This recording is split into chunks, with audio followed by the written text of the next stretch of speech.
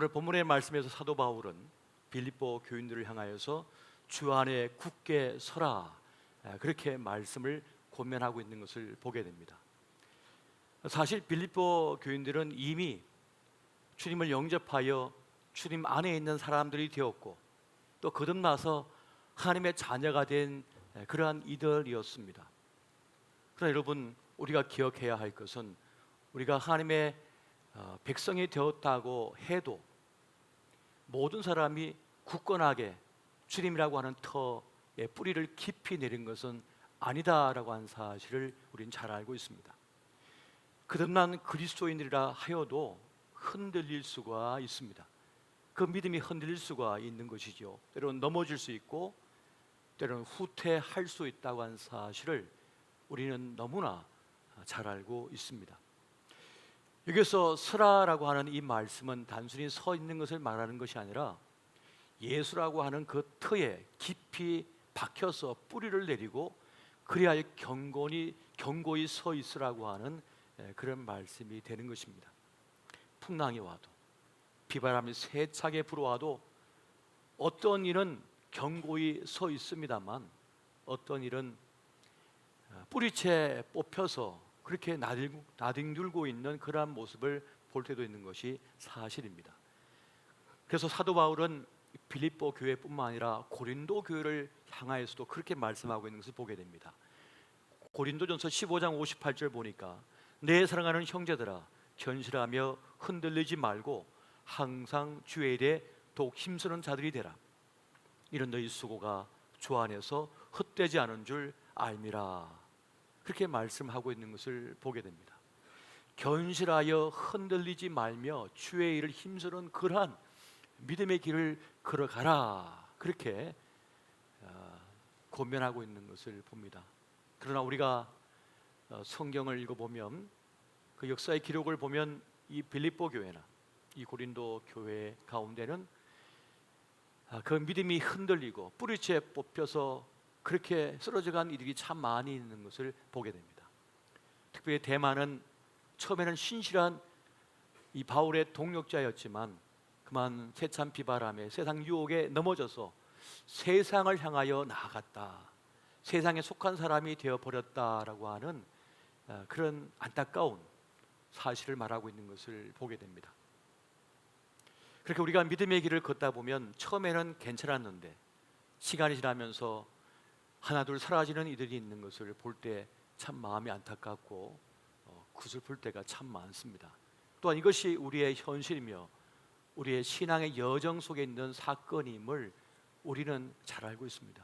그 옛날 이스라엘 백성이 애굽에서 10가지 그 이적과 그리고 홍해를 가르는 사건, 또 광야를 지나며 구름기둥, 불기둥의 인도함을 받고 반석의 샘물이 터진 역사, 또 메추라기가 던져지는, 그래서 배불리 먹는 역사를 다 경험하고 또 여리고성이 넘어지는 그러한 역사, 요단강이 갈라지는 역사를 경험했지만은 그 중간중간에 쓰러져 갔던 수많은 이들이 있는 것을 봅니다. 그 사명지, 그 존귀한 생애를 살아내지 못하고 그렇게 쓰러져간 인생들이 있는 것을 볼 때 참 마음이 안타깝습니다. 블레셋과 유다 지파 사이의 땅을 분배받은 단 지파가 있습니다. 단 지파는 억울했습니다. 그 땅이 마음에 들지가 않았습니다. 우리가 누군데 왜 이 땅을 주느냐, 우리를 무시하는 것이냐. 그들은 자기들이 볼 때 좋아 보이는 땅을 원해서 결국 하나님께서 부여하신 땅, 하나님께서 그 몫으로 준 땅을 거부하고 자기들 눈에 좋아 보이는 땅을 향하여 나아갔습니다. 그 곳이 북쪽 라이스라고 하는 곳입니다. 그 가는 길에 미가의 집에서 제사장을 맡고 있던 한 레위 사람을 발견합니다. 그리고는 말합니다. 한 가정에, 한 가족의 제사장으로 있는 것보다 한 지파의 제사장으로 있는 것이 좋지 않느냐. 우리가 값을 후히 쳐주고 후히 존대하고 그렇게 섬겨주겠다라고 회유를 합니다. 그 말에 이 제사장은 넘어갑니다. 그리고 그들과 함께 동행을 하게 됩니다. 결국 단지파는 원하는 땅을 얻게 됩니다. 그런데 문제는 계시록 7장에 보면 단지파가 사라져 버렸습니다. 단지파 대신에 레위 지파가 들어와 있습니다. 하나님께 버림받은 지파가 된 것입니다. 하나님께서 부여하신 사명, 주님께서 몫으로 준 그것이 마음에 들지 않아요. 자기들이 볼 때 더 좋아 보이는 것, 더 나은 것을 향하여 나아갑니다. 결국 주님의 사명을 버렸던 그들은 결국 역사 속에 사라진 그런 지파가 되고 말았던 것입니다. 사사기 18장 30절에 보면 이 레위인이, 이 제사장이 모세의 손자 요나단이라고 말을 합니다. 단 자손이 자기들을 위하여 그 새긴 신상을 세웠고 모세의 손자요 게르솜의 아들인 요나단과 그의 자손은 단 지파의 제사장이 되어 그 땅 백성이 사로잡히는 날까지 이르렀더라. 결국 자기 욕심, 자기 뜻을 쫓아 나아갔던 그들은 자기들이 원하는 우상을 새깁니다. 그 우상을 섬깁니다. 모세의 손자라도 소용이 없습니다. 몇 대째 기독교 집안이라고 소용없습니다. 예수님이라고 한 터, 그곳에 깊이 뿌리를 박아서 서 있지 않으면 세상 유혹 시험에, 그센 비바람에, 풍랑에 그냥 날아가 버리는 것입니다. 그렇게 흔적도 찾을 수 없는 인생, 그 믿음이 되는 것을 우리는 여기서 보게 됩니다. 여러분, 부르심의 자리를 지키는 것이 뭡니까? 십자가입니다. 주님께서 말씀하셨습니다. 나를 따라오려거든 자기를 부인하고 자기 몫으로 주어진 십자가를 짊어지고 나를 따를 것이니라 라고 말씀합니다. 우리가 볼 때는 내가 짊어진 십자가가 좋아 보이지 않습니다. 옆에 있는 김집사 십자가는 금덩어리 같아요. 박집사가 짊어진 십자가는 영광덩어리인 것 같아요. 그런데 내 것은 보잘것없어 보여요. 여러분, 우리 예수님께서 짊어진 십자가가 금덩어리였습니까? 은덩어리였습니까? 가장 비참한 십자가였어요. 그 십자가에 수많은 사람들이 죽어갔습니다. 남의 피, 먼저 죽어간 이들의 피가 얼룩져 있었습니다. 그러나 주님은 그를 마다하지 않고 그를 짊어지셨기에 하나님의 위대한 역사를 이뤄낸 그러한 길을 갈 수가 있었던 것입니다. 여러분, 불안을 운명으로 타고난 인간은 뭔가 자기 삶을 든든하게 지탱해 줄 것을 찾기 마련입니다. 그것이 비록 지푸라기라 하여도 그것을 움켜쥐고 있으면 왠지 평안해.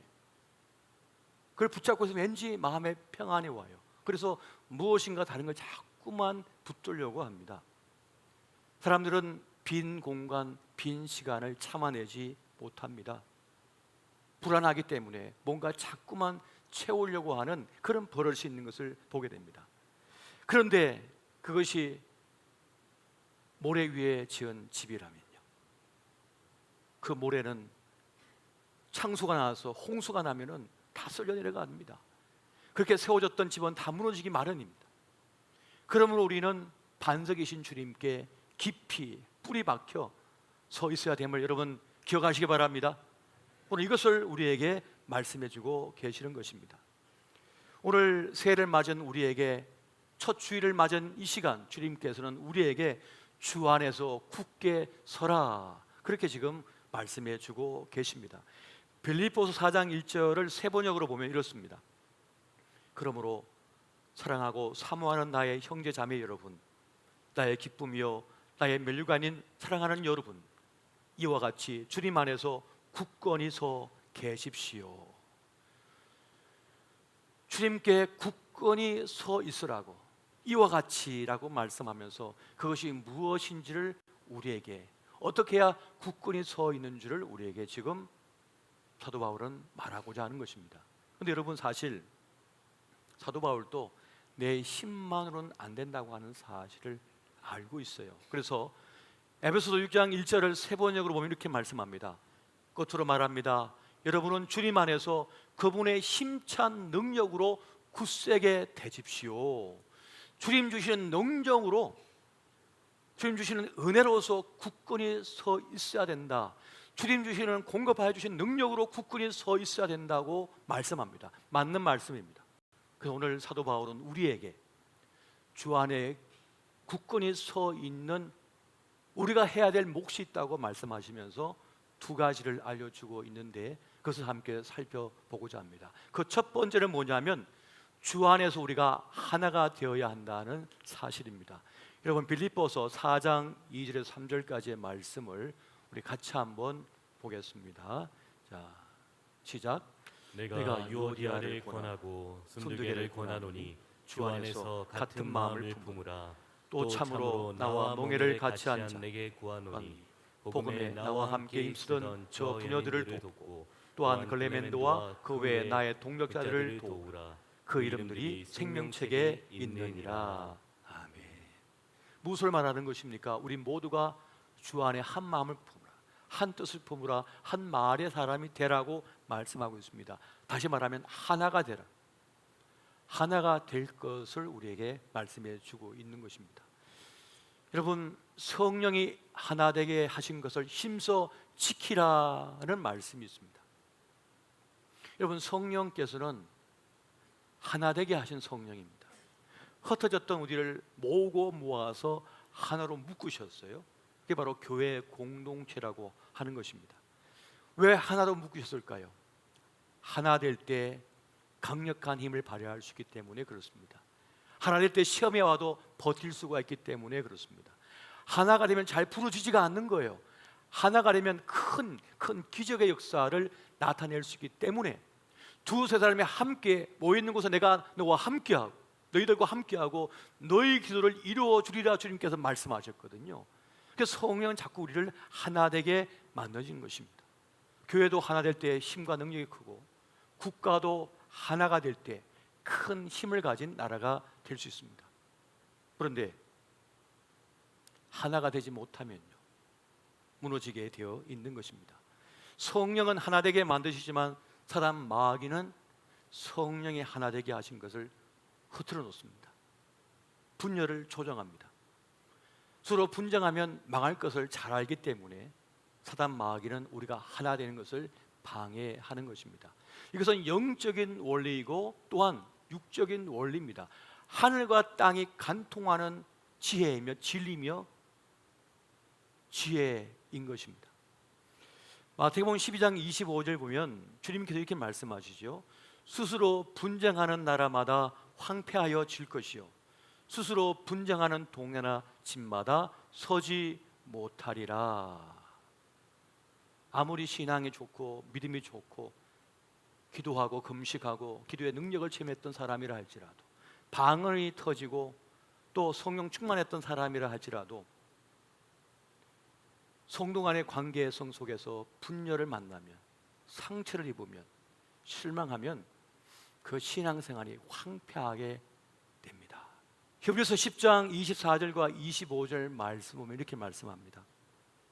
서로 돌아보아 사랑과 선행을 격려하며 모이기를 피하는 어떤 사람들의 습관과 같이 하지 말고 오직 권하여 그날이 가까움을 볼수록 더욱 그리하자. 하나로 모이지 않으면, 서로 돌봐주지 않으면, 서로 격려해주지 않고 지지해주지 않으면 결국 초롱성 같은 믿음, 반세 같은 믿음을 가진 이들도 푸석푸석해진다는 겁니다. 그냥 한번 툭 건드면 와르르 무너지는 신앙이 될 수밖에 없다.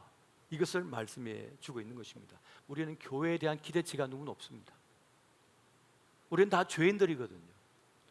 주님이 아니면 살 수 없기에 교회에 나와서 주님을 바라보는 거예요. 우리는 죄성 가득한 죄인이며 연약한 인생들입니다. 그래서 완벽하지가 않은 거예요. 그런데 우리는 완벽함을 요구해요. 완벽한 신앙, 완벽한 믿음, 완벽한 인격을 원하는데 그런 사람 세상에 없습니다. 다 부족하지만 주님을 닮아가기 위하여 애쓰고 노력하는 것뿐이에요. 그래서 우리는 서로 봐줄 수도 있어야 되고 서로 용서해 줄 수 있어야 되고 서로 격려해 줄 수가 있어야 하는 것입니다. 여러분, 마귀는 분열시키기 위하여 온갖 노력을 다 기울입니다. 하나됨을 흔들기 위하여 경쟁심리, 공로의식을 부추깁니다. 더 높아지는 마음, 이기는 마음을 갖게 해요. 그 세상적인 마음 아닙니까? 세상의 모든 것이 경쟁이거든요. 근데 교회까지 들어와서 경쟁적으로 신앙생활하게 만들려고 해요. 그리고 공로의식을 부추겨요. 내가 더 많이 일했다, 내가 더 많이 한다, 내가 더 많이 땀 흘렸다. 그렇게 공로의식을 채워서 하나 되게 하지 못하도록 그렇게 사단은 책동을 벌이는 것입니다. 오늘 본문의 말씀에도 나와 있습니다만 우리는 함께 멍에를 진 이들입니다. 서로 격려해주고 위로해 줄 필요가 있는 거예요. 여러분, 결의소가 있죠. 소 두 마리가 함께 같은 멍에를 짊어지고 가고 있는 거예요. 같이 가야 돼요. 같이 보조를 맞춰야만 그 짐을 끌 수가 있는 거예요. 그 쟁기를 끌 수가 있는 겁니다. 그렇게 우리는 여호와의 밭을 밭가는 주님의 사람들입니다. 그렇기 때문에 서로 위로하고 격려해 줄 수가 있어야 된다는 것입니다. 성경에 보면 용서받지 못할 죄가 있다고 합니다. 그것이 바로 성령 회방죄라고 합니다. 무엇을 말하는 것일까요? 성령은 하나 되게 하시는 거거든요. 하나가 되어서 복음을 전하고 하나님 위대한 역사에 이루어내고자 원하시는 것이거든요. 그런데 성령 회방죄는 뭡니까? 하나가 되지 못하도록 방해하는 겁니다. 힘을 쓰지 못하게 이간질을 하는 것입니다. 여러분, 요한 3서 1장 9절과 10절 말씀 보면 이런 말씀이 있습니다. 내가 두어 자를 교회에 썼으나 그들 중에 읍덤대기를 좋아하는 디오드레베가 우리를 맞아들이지 아니하니 그러므로 내가 가면 그 행한 일을 잊지 아니하리라. 그가 악한 말로 우리를 비방하고도 오히려 부족하여 형제들을 맞아들이지도 아니하고 맞아들이고자 하는 자를 금하여 교회에서 내쫓는도다. 사도 바울이 특정 인물의 이름을 기록하는 것은 쉽지 않은 일인데 여기서 디오드레베라고 하는 사람의 이름이 등장하고 있습니다. 이 사람이 으뜸되기를 원하고 대장되기를 원하는 사람이었다는 것이, 여러분, 그로 인하여 초대교회가 큰 위기를 만납니다. 교회가 힘을 쓰지 못해요. 복음을 전해야 되고 하나님 위대한 역사를 펼쳐나가야 되는데 내부 분열, 내부 문제가 생겨가지고 교회가 진통과 싸우느라고 복음의 일을 감당을 못하는 겁니다. 심지어는 사도 바울을 못 오게 막아버리는, 사도 바울을 비방하는 것이죠. 여러분, 사단은 우리의 경쟁 심리를 조장합니다. 공로의식을 부추기는 것이죠. 그래서 서로를 믿지 못하게 만들고 신뢰를 깨트리는 일들을 행하는 것을 보게 됩니다. 여기서 우리는 무엇보다 우리의 입술, 우리의 말을 조심할 필요가 있습니다. 제단 숯불로 내 입을 정결케 한다는 그 말씀이 있습니다. 그리고 우리의 말에 소금을 뿌려서 거룩하게 한다는 말씀이 있습니다. 여러분, 구약 제사 제도에서 소금은요, 그 제물을 거룩하게 하는 용도로 쓰임을 받았습니다. 그러니까 소금을 뿌려서 그 제물을 거룩하게 하여 주님 앞에 올려드린 겁니다. 양도 소도 마찬가지고 심지어는 곡식을 빻아서 주님 앞에 태워드릴 때에도 어떻게 했습니까? 소금을 뿌렸어요. 거룩하게 하지 않고서는 주님 앞에 드릴 수가 없다는 겁니다. 그것처럼 우리의 말도 소금을 쳐서 거룩하게 만들어야 된다는 것을 말씀해 주고 있습니다.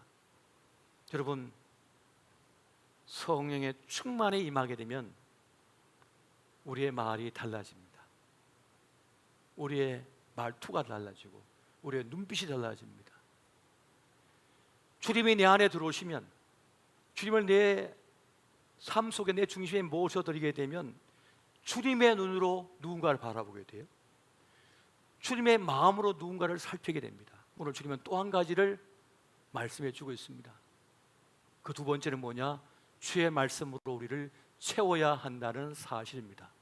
여러분, 먹는 음식이 그 사람을 만든다고 했습니다. 지금 나의 몸은 얼마 전 먹었던 음식들로 만들어진 거예요. 그 음식, 내가 먹는 그 음식이 나를 만드는 것처럼 우리는 눈으로도 먹고 귀로도 먹고 입으로도 먹습니다.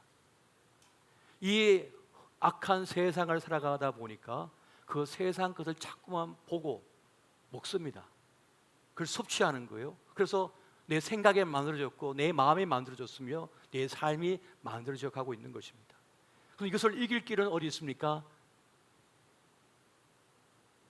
말씀이 육신이 되어 이 땅에 오신 예수 그리스도, 다시 말하면 그 말씀을 우리가 먹을 때, 잠깐만 모셔드릴 때 우리는 예수님을 모신 사람이 될 수 있다는 것입니다. 할렐루야. 주의 말씀을 먹으면, 들으면 그 말씀이 내 안에 거하고, 그 말씀 내 안에 거하면 바로 주님이 내 안에 거하시게 된다는 것입니다. 그리고 그 말씀은 영혼의 양식이며 우리를 살려내는 것이라고 말씀합니다. 요한복음 6장 63절 보니까 살리는 것은 영이니 육은 무익하니라. 내가 너에게 이런 말은 영이요 생명이라 라고 말씀하고 있습니다. 말씀이 육신되어 우리에게 오신 생명의 떡이신 그 주님을 우리가 자꾸만 모셔드릴 때, 내 삶 속에, 내 인생 속에 모셔드릴 때 우리는 거룩한 생각, 거룩한 마음, 거룩한 뜻을 가진 주님의 사람으로 살아갈 수 있게 되어진다는 것입니다. 그런데 주님이 없으면요, 우리의 생각, 의식은 안 좋은 쪽으로만 흐르게 됩니다. 죄성 때문에, 그리고 우리는 무에서 왔기 때문에 없음에 대한 공포가 있습니다. 여러분, 사람의 생각이라고 하는 것은 자꾸만 나쁜 쪽으로 흐르게 되어 있어요. 죄성 때문인 것이죠. 그래서 자꾸만 사람을 의심하고 내 자신을 의심하고, 그리고 자꾸만 자신을 비난하고 비판한 쪽으로 흐르기 시작합니다. 그래서 염려, 걱정, 두려움, 공포 속에 빠져들게 됩니다. 엉뚱한 망상에 사로잡히게 되는 거예요. 그럼 그것을 이길 길은 뭡니까? 주의 말씀을 자꾸만 먹어서 예수로 나를 채우는 겁니다. 주님으로 나를 채우게 되면 악한 것이 와도 그것을 이겨낼 힘이 생기는 거예요. 어떤 문제가 나에게 다가와도 그 문제를 버틸 힘과 능력이 내 안에 생겨버린 것입니다. 두렵지가 않는 거예요. 그것을 이겨내게 되는 것이에요. 근데 여러분, 믿음은 어떻게 생겨난다고 그랬습니까? 그 확신은 어떻게 난다고 했습니까? 로마서 10장 17절 말씀을 같이 한번 보겠습니다. 자, 시작. 그러므로 믿음은 들으면서 나며 들으면 그리스도의 말씀으로 말미암았느니라. 아멘. 주의 말씀을 자꾸만 들으면 내 안에 예수에 대한 확신이 생겨요. 든든함이 생깁니다. 그래서 어떤 문제, 어떤 어려운 상황 속에 내가 던져졌다 할지라도 그 문제에 짓누지 않고 발목 잡히지 않으며 압도당하지 않게 되는 것입니다. 그렇게 말씀은 헛된 생각을 몰아내고 주님 내 안에 계시다, 주님 나를 돌보고 계시다라고 하는 그 확신을 갖게 하여서 그 신뢰 속에서 평안을 누리는 그런 삶이 되어지는 것입니다. 여러분, 새해를 맞이하면서 나에게 주신 말씀 카드를 여러분 받으셨습니다. 여러분, 그 말씀이 아무것도 아니라고 생각하십니까? 이게 조그만 종이 조각에다 적혀있는 그 글이 뭐 대수겠는가 싶은 마음도 있을 거예요. 그렇다면 그에게 그 말씀은 아무 소용이 없을 것입니다. 아무 힘도 발휘하지 못할 것입니다. 하지만 말씀은 살았고 생명이 여기 있어 그 말씀은 역사를 만들어내는 줄을 여러분 믿으시기 바랍니다. 하나님 말씀은 살아있는 것이고 하나님은 이 천지 우주를 말씀으로 창조하셨습니다. 인간인 우리도 그 형상을 따라 지음받았기 때문에 자기 말로서 자기 인생을 만들어가고 있는 것입니다. 그렇게 말씀은 살아있는 것입니다. 여러분, 이사야 55장 10절과 11절 말씀을 우리 같이 한번 보겠습니다. 자, 시작. 이런 비와 눈이 하늘로부터 내려서 그리도 들어가지 아니하고 땅을 적셔서 소출이 나게 하며 싸게 나게 하여 파종하는 자에게는 종자를 주며 먹는 자에게는 양식을 주마 같이 내 입에서 나가는 말도 이와 같이 헛되이 내게로 되돌아오지 아니하고 나의 기뻐한 뜻을 이루며 내가 보낸 일에 형통함이니라. 아멘. 주님의 입에서 나온 그 말씀은 사라지는 것이 아니라 그 말씀 반드시 역사를 이루어낸다고 말씀하고 계시는 것입니다. 마치 씨앗을 땅에 심으면 반드시 싹이 나고 줄기가 자라고 잎이 나고 꽃이 피고 열매를 맺는 것처럼 반드시 하나님의 말씀은 살아있기에 역사를 만들어낸다고 말씀하시는 것입니다. 믿으십니까? 여러분, 그러므로 하나님 말씀을 믿고 우리가 서로 돌아보고 격려하며 하나됨, 그 하나됨을 위하여 힘쓰시고 그리고 그 말씀을 붙들고 올 한 해를 살아내시기 바랍니다. 그 말씀을 나아갈 때 우리는 주님 앞에 경건히 서게 될 것이고 우리의 생애 시간을 존귀하게 아름답게 복되게 걸어가게 될 것입니다. 오늘 이 은혜가 함께 하시기를 예수 이름으로 축원드립니다.